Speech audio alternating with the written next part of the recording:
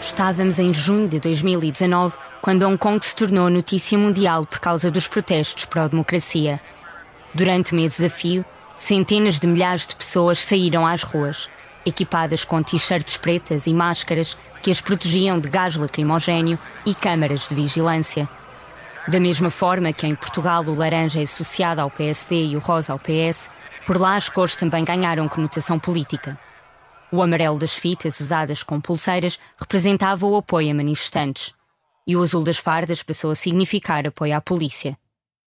A cidade transformou-se num campo de batalha. Foram detidas mais de 10.000 pessoas com ligações aos protestos.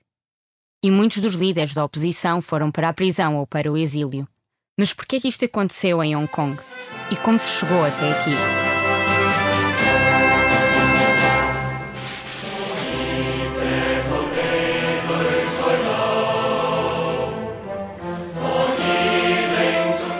Estamos a ouvir Glória a Hong Kong, o hino informal dos protestos que se viveram na cidade em 2019. É uma música de intervenção e o apelo à liberdade que corre na letra ditou que fosse proibida nas escolas. Contida no pensamento durante o horário escolar, saiu a plenos pulmões pelas bocas de milhares de manifestantes pró-democracia. Como Hong Kong pertence à China, o hino oficial da cidade é o chinês, a Marcha dos Voluntários. Mas quem não souber isto e fizer uma pesquisa rápida no Google pode ficar confuso com os resultados. Houve vários momentos em que a música Glória a Hong Kong passou em competições desportivas como se fosse o hino nacional. São 4 estrofes que ajudam a definir as emoções de um movimento e que causam desconforto político ao governo.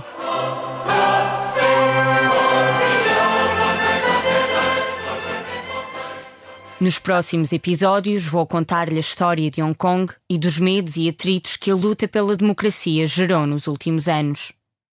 Eu sou Salomé Fernandes e trabalhei como jornalista em Macau durante quase 4 anos. Fica a cerca de 1 hora de Hong Kong. E era lá que estava quando os protestos ganharam força. Liberdade em Hong Kong, um podcast sobre política, ativismo e luta pela mudança.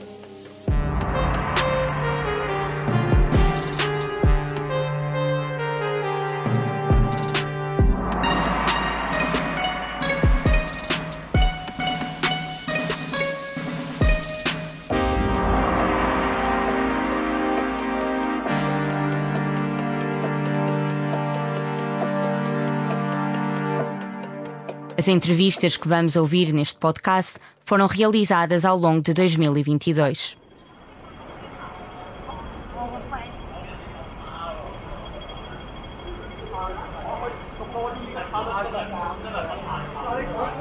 Hong Kong vive no futuro. A culpa é do fuso horário. Dependendo da altura do ano, são 7 ou 8 horas a mais do que em Portugal. E ao contrário da Europa, por lá os ponteiros dos relógios não mudam entre o verão e o inverno. A cidade abraça os mais de 7 milhões de habitantes com uma onda de calor, úmida, que cola os cabelos ao pescoço com a transpiração. Nas ruas, os caracteres chineses misturam-se com o inglês. Hong Kong é uma antiga colónia britânica e ainda mantém sinais desses tempos. A condução é à esquerda, como no Reino Unido, e é habitual ver autocarros de 2 andares. São poucas as vistas com linha do horizonte. Os blocos de apartamentos erguem-se em direção ao céu como uma torre de Babel. À noite, os néons competem com o luar para iluminar a cidade. Há sempre um sentido a ser estimulado. Quando não são as cores, são os cheiros da comida e do picante que a acompanha. Se não são os cheiros, são os sons em trânsito das pessoas e dos carros.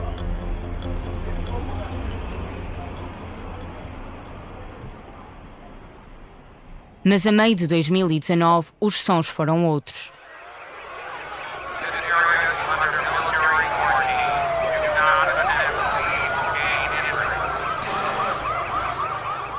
Palavras de ordem exigiam a demissão da líder do governo. O gás lacrimogéneo lançado pelas forças policiais contaminou o ar da cidade. É preciso recuar 1 ano. O empurrão para a crise nas ruas de Hong Kong aconteceu com um crime de homicídio. Em fevereiro de 2018, um casal de namorados viajou até Taiwan, mas apenas um regressou a Hong Kong. Chan Tong-kai chegou a admitir o homicídio da namorada, mas não podia ser enviado para Taiwan para ser julgado porque não existia acordo de extradição. Quase um ano depois, as autoridades de Hong Kong citaram este caso para propor um projeto de lei de extradição. Isso ia permitir a transferência de suspeitos não só para Taiwan, mas também para a China continental. A população mostrou-se contra a ideia. Os críticos temiam que a extradição para a China continental sujeitasse as pessoas a detenções arbitrárias e a julgamentos injustos.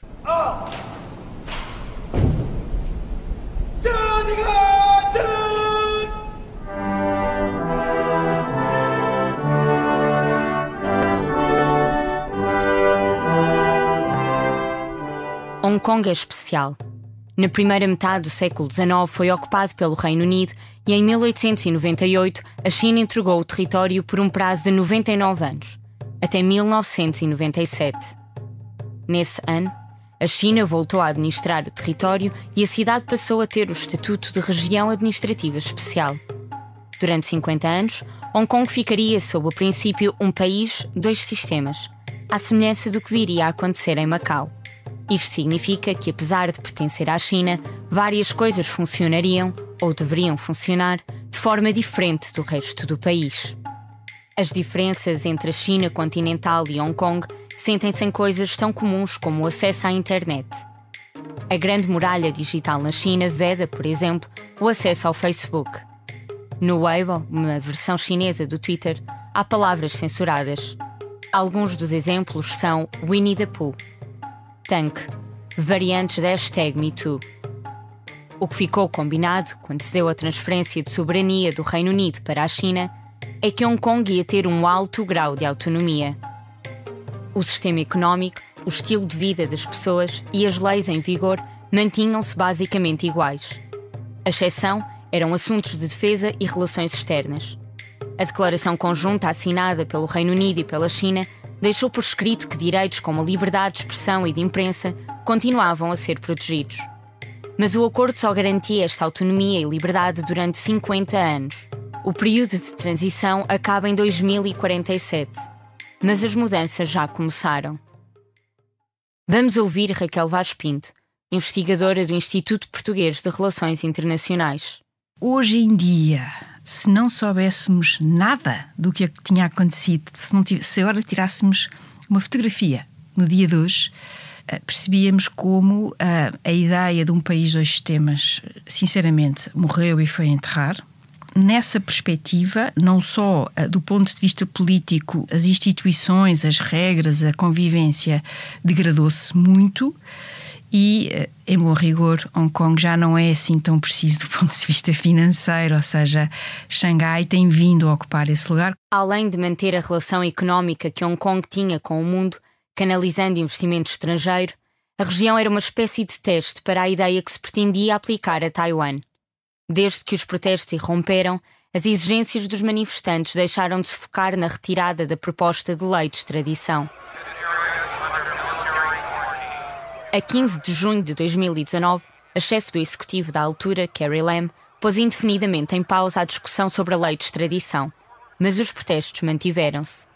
No dia seguinte, 2 milhões de pessoas saíram à rua, pelas contas dos organizadores.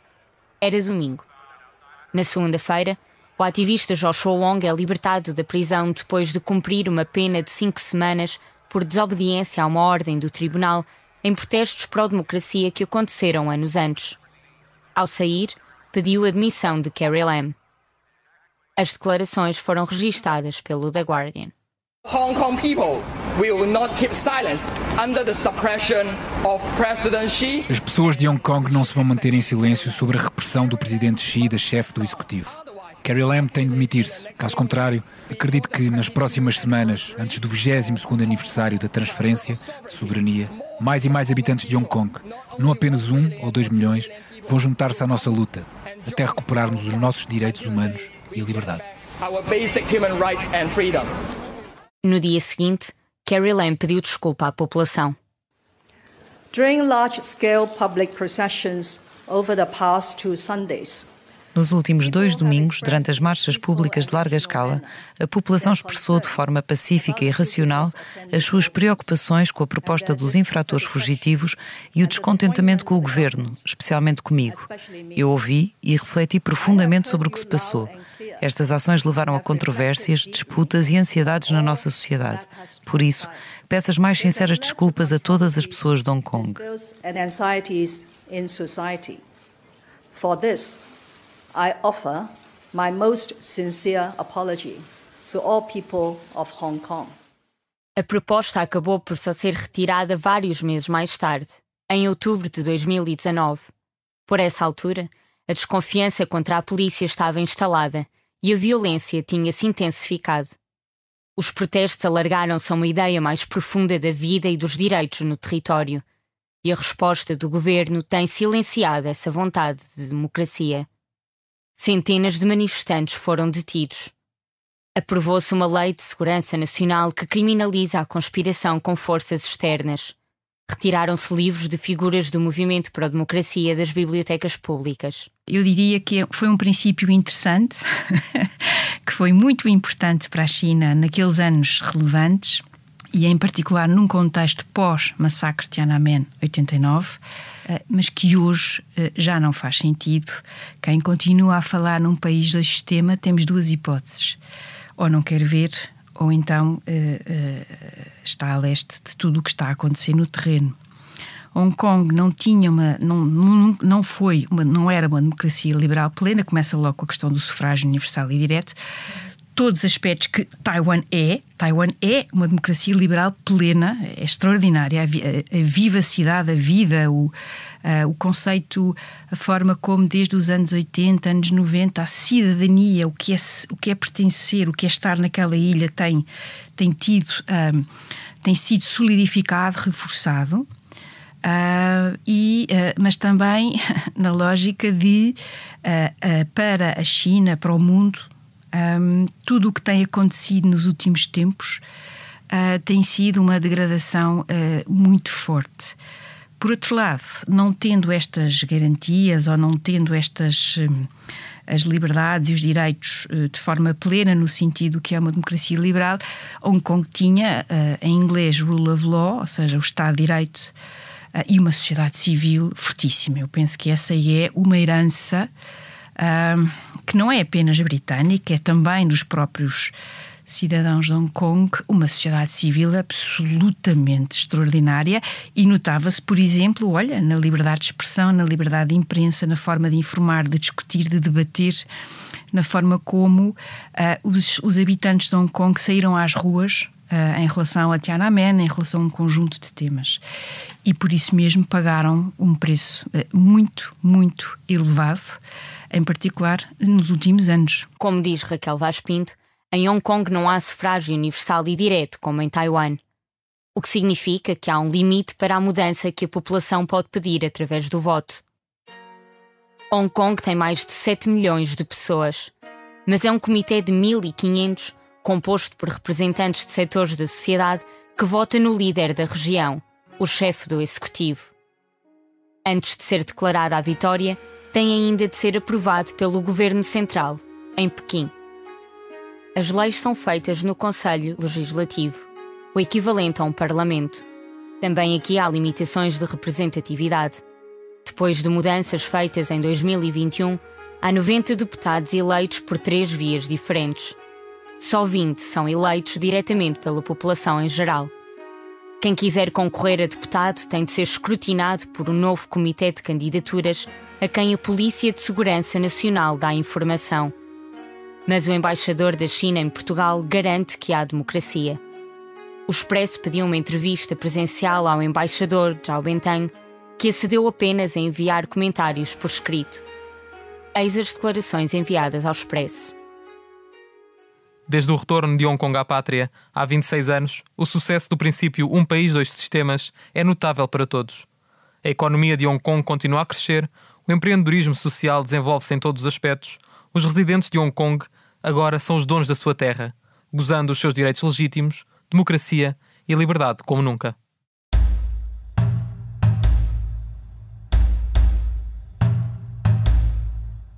Hong Kong fica mais ou menos a 11.000 km de Lisboa, o que implica voo com escalas que demoram cerca de 18 horas a percorrer. É preciso quase um dia para chegar ao outro lado do mundo. Uma distância difícil de encaixar no pensamento, mesmo quando as contas se fazem de outras formas. Hong Kong está a 100.000 campos de futebol de distância. Há 220.000 piscinas olímpicas imaginárias a separar Lisboa de Hong Kong. Fica depois da Grécia, da Síria, da Índia, do Myanmar. Mas não é tão distante de Portugal como parece. O navio de Jorge Álvares aportou na ilha de Hong Kong em 1513. Em 2019, os números do governo diziam que existiam cerca de 1.000 imigrantes portugueses em Hong Kong e perto de 20.000 residentes tinham nacionalidade portuguesa e chinesa. As mudanças no território já provocaram problemas a 2 portugueses, ambos com dupla nacionalidade. O primeiro caso começou em agosto de 2020, quando Lun Kok tentou fugir para Taiwan de lancha. Ia com outras 11 pessoas que receavam ser detidas através da Lei de Segurança Nacional. Acabou detido na China continental depois da Polícia Marítima detectar a embarcação. Cumpriu uma pena de 7 meses de prisão antes de regressar a Hong Kong, onde concordou declarar-se como culpado de tumulto pela participação num protesto de 2019. O segundo caso é o de Joseph John, acusado de sedição em novembro de 2022. Foi detido em Hong Kong por incitar à violência contra as autoridades controladas pela China, depois de alegadamente ter criticado o governo de Hong Kong nas redes sociais. A crise política também aproximou Hong Kong de Portugal a nível económico. A Lei de Segurança Nacional fez disparar os pedidos de vistos gold por residentes de Hong Kong. Era visto por alguns como um plano de contingência, numa altura de profunda crise política. Não se sabia se o futuro da cidade era amarelo, azul ou vermelho. A tensão que se sentia não era só sobre o acordo entre a China e o Reino Unido ser ou não cumprido. A sensação que fica é que estava em causa a própria identidade da região. Em que tipo de cidade se iria tornar Hong Kong? E que nome é que se poderia dar a quem lá vive? O governo de Hong Kong diz que quase 92% da população é chinesa. Mas há muita gente que se define antes como Hong Konger. A expressão entrou para o dicionário inglês de Oxford em 2014 e foi estampada em t-shirts de manifestantes. Refere-se a quem é nativo ou vive na cidade. As questões de identidade tornam-se ainda mais confusas quando se metem outros sítios ao barulho. Comecemos com o caso do ativista Samuel Chu, que passou grande parte da sua vida nos Estados Unidos e tem cidadania americana. Como é que alguém que mistura estes dois mundos olha para a sua identidade? É americano ou Hong Konger? I mean, in some way, I actually don't feel like I feel like neither, and that's I think is. Sinto que não sou nem norte-americano nem Hong Konger. Foi uma jornada interessante ao longo dos últimos anos, porque sinto que, de alguma forma, não pertenço a lado nenhum. Isto tem um paralelo com Hong Kong, um lugar único que historicamente não pertence a lado nenhum. Para mim há uma sensação de que Hong Kong é a minha casa, onde nasci e será sempre a minha raiz, onde a minha família ainda vive, mas há esta experiência única e complexa de também não pertencer a lado nenhum. De certa forma, penso em mim atualmente como Hong Konger, de uma forma que o protesto ajudou a definir de forma diferente. I think of myself as a Hong Konger today in a way that I think has the protest has actually helped define that differently. Para Samuel Chu, o significado de Hong Konger mudou com os protestos e muitas pessoas identificam-se com isso. Chu foi viver para os Estados Unidos nos anos 90 e já não pode regressar a Hong Kong. Se o fizer, é preso. Em 2020, as autoridades emitiram um mandado de captura por suspeitas de violação da Lei de Segurança Nacional. A expressão tal pai, tal filho aplica-se bem a ele. Imigrante de primeira geração, é filho de Chu Yuming, antigo pastor batista que esteve envolvido em iniciativas do movimento democrático. Samuel enverdou pela defesa de direitos humanos e fundou o Hong Kong Democracy Council, uma organização que defende a diáspora nos Estados Unidos. Chu estava em Los Angeles quando descobriu que tinha um mandado de captura. Era de manhã e costumava dormir com o telemóvel por perto. Estava habituada a que tocasse durante a noite, por isso não estranhou quando a agitação começou. Até que a insistência do telemóvel o levou a atender. era uma amiga, a dizer-lhe para ver as notícias. Immediately, I think my emotions was how ballsy or like how audacious that the Chinese government would. Pensei imediatamente quão ousado ou audaz é o governo para pensar que pode impedir um cidadão dos Estados Unidos da América de exercer os seus direitos americanos constitucionalmente protegidos. Pensei que era audaz, mas também escandaloso, embora tivesse lido a lei um mês antes e soubesse que isso fazia parte das hipóteses. Would be made, even though I had read the law a month before and I knew that this was part of the feature. Vamos ver isto em detalhe mais à frente, mas a Lei de Segurança Nacional aplica-se a qualquer pessoa em qualquer parte do mundo. E isso trouxe-lhe outra sensação, a confirmação de que toda a gente tem motivos para se preocupar. This is not just happening in Hong Kong. This is not just happening to people in Hong Kong. Isto não está só a acontecer em Hong Kong, nem só às pessoas em Hong Kong. Isto estava a acontecer mesmo à frente da nossa porta.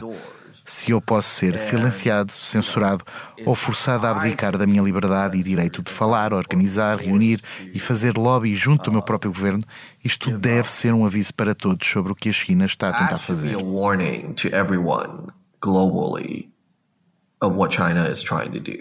Para a ativista Carmen Lau, a cultura não é uma coisa independente da política, da mudança de regime ou do fluxo migratório da China continental para Hong Kong.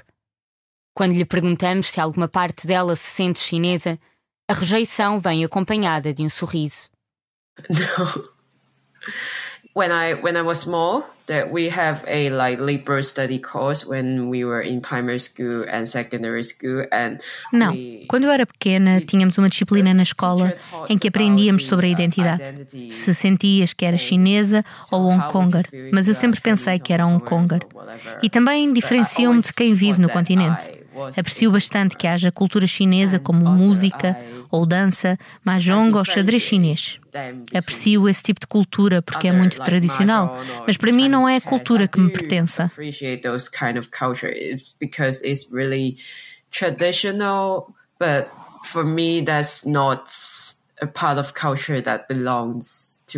Carmen Lau vive no exílio no Reino Unido e não se limita a críticas comuns, como a de que a China está a tentar mudar a língua da cidade de cantonense para mandarim.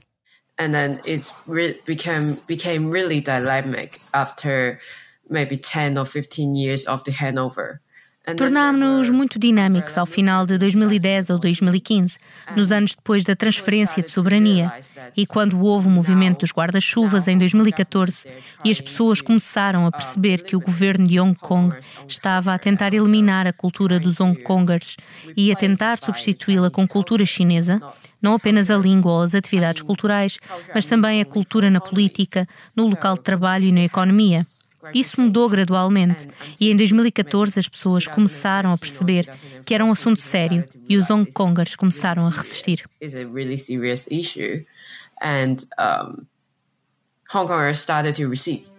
Há sentimentos diferentes do que a China representa para Hong Kong.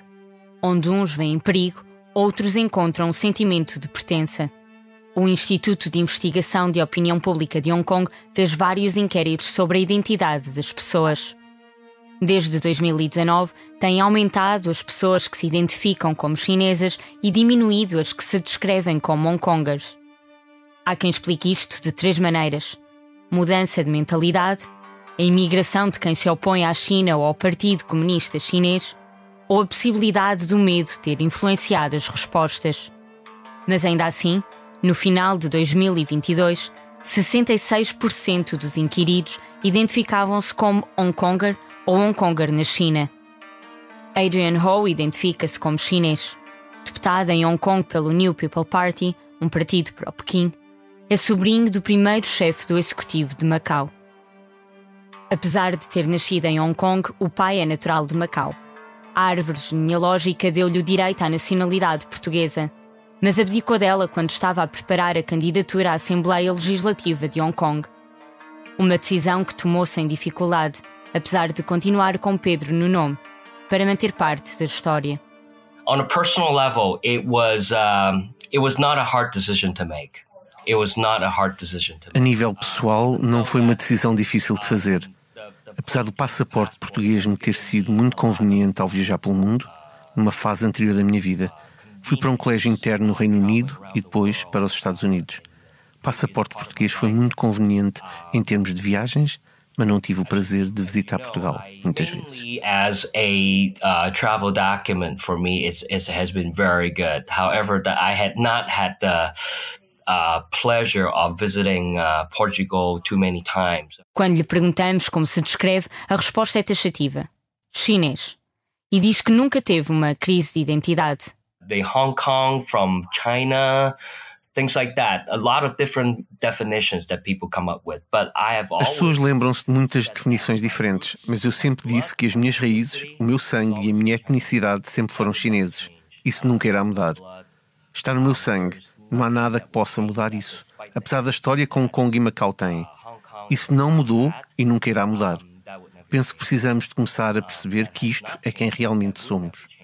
Apesar do que as nossas cidades passaram ao longo dos vários anos. Start realizing that this is indeed who we are, despite what our cities have gone through in the past 100 years. Adrian afasta qualquer possibilidade de que esta seja, em parte, uma decisão pessoal. No, I don't think so.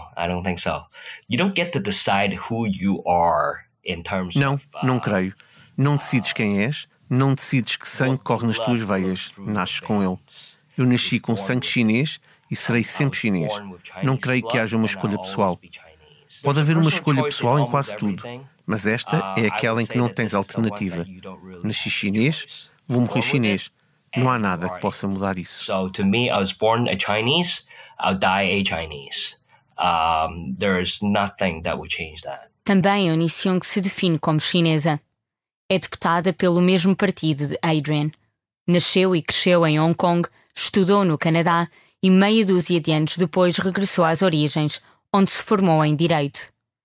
Descreve Hong Kong como uma cidade vibrante, divertida, onde as pessoas são bem-vindas e todos se sentem em casa. Não sente uma separação entre a população de um ou outro lado da fronteira, que existe, apesar do país ser o mesmo. I think I'm a Chinese at all time.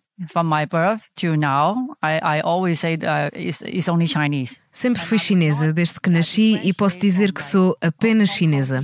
Não diferencio se as pessoas de Hong Kong são chinesas ou qual é a diferença entre alguém do continente e um Hong Konger.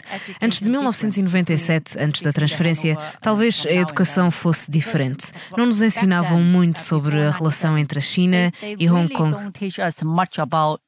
China and Hong Kong's relationship. A educação tem sido um dos pilares escolhidos para difundir a noção de segurança nacional. As universidades vão exigir que os alunos passem as avaliações de educação nacional para se poderem licenciar. Orientações dadas pelo governo aos professores dizem que devem proteger a segurança nacional e cultivar nos estudantes um sentimento de pertença em relação ao país e afeto pela nação.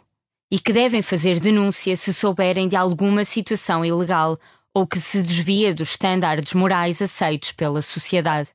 In recent years, they talk about it more. They start to let us know. Só recentemente começaram a falar mais sobre isso, a informar os alunos e os jovens que Hong Kong é parte da China e a enfatizar isso.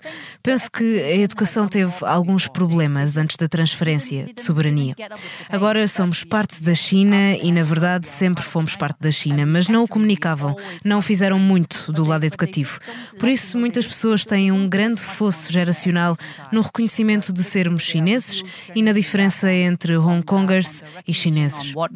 Why we are being Chinese and what is the difference between Hong Kongers and Chinese. A pátria pode ser o país em que cada um nasceu e de que é cidadão, mas não se resume sempre ao país.